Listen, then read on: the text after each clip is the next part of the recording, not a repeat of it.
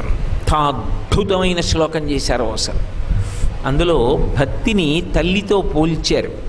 కన్న తల్లి ప్రేమ ఎలా ఉంటుందో భక్తి అనబడేటటువంటి తల్లి భక్తుడు అనబడేటటువంటి బిడ్డణ్ణి అలా కాపాడుకుంటుంది అంటూ ఆయన ఆ తల్లి పిల్లల మధ్య ఉండేటటువంటి అనుబంధాన్ని ఒక్కసారి మళ్ళీ ఉటంకిస్తూ చేసినటువంటి పరమాద్భుతమైన శ్లోకం. ఆనందాశ్రుభిరాతనోతి పులకం అంటారు. లోకంలో పసిపిల్లవాడు ఉంటాడు, తల్లి ఉంటుంది, మేనత్త పిల్లవాడిని ఎత్తుకుని అన్నం పెడుతూ ఉంటుంది. వాడంటాడు, నాకు అన్నం కాదు కావలసింది, అమ్మ కావాలని ఏడుపు మొదలెడతాడు. అమ్మ శ్రావణ శుక్రవారం పేరంటానికి వెళ్ళింది, అదిగోరా ఎదురింటి మేడ మీద అమ్మ ఉంది కదా, కనపడుతోంది కదా, నువ్వు బువ్వ తిను అంటుంది. అని ఆ గోరుముద్ద మేనత్త పెడితే వాడు తినడు. వాడు అమ్మ కావాలి అమ్మ కావాలి అని విరుచుకుని అమ్మని చూపించి ఏడుస్తాడు.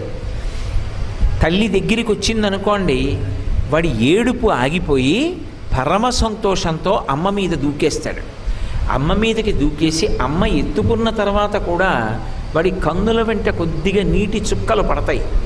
ఏమిటవి అంటే, అమ్మయ్యా నేను అమ్మ ఒళ్ళోకి వెళ్ళిపోయాను, అమ్మ దగ్గరికి చేరిపోయాను, అమ్మ నన్ను హత్తుకుంది. వాడికి అన్నం కాదు కావలసింది, వాడికి అమ్మ కావాలి. అమ్మ దగ్గరికి వెళ్ళిపోతే వాడు అంత రక్షణ పొందినట్టుగా సంతోషపడిపోతాడు. లోకంలో విచిత్రమైనటువంటి విషయం ఏమిటంటే, అమ్మ అన్న మాట దగ్గరికి వచ్చేటప్పటికీ అమ్మయే అందం. లోకంలో అమ్మ కన్నా అందమైనటువంటి వస్తువు ఇంకా ఉండదు. ఎందుచేత అంటే అమ్మ నిరంతరము కూడా మన యొక్క అభ్యున్నతిని కోరుకుంటూ ఉంటుంది. ఆఖరికి ప్రాణం పోయే సమయంలో కూడా నా కొడుకు వృద్ధిలోకి రావాలి, నా కొడుకు శ్రమ పడకూడదు అని కోరుకుంటుంది తప్ప కొడుకు శ్రమ పడాలి అని చెప్పి ఏ తల్లి కోరుకోదు. తల్లికి బిడ్డలంటే అంత విశేషమైనటువంటి ప్రేమ ఉంటుంది. అటువంటి తల్లి ఉందే, ఆ తల్లి బిడ్డన్ని ఎత్తుకున్నప్పుడు ఆ తల్లి మురిసిపోతుంది. ఆ తల్లి ఒడిలోకి చేరినటువంటి పిల్లవాడికి ఒళ్ళంతా కూడా పులకాంకురములు వస్తాయి. అంటే వెంట్రుకలు లేచి నిలబడి వాడు ఎంత ఆనందం పొందుతాడో అమ్మ దగ్గరికి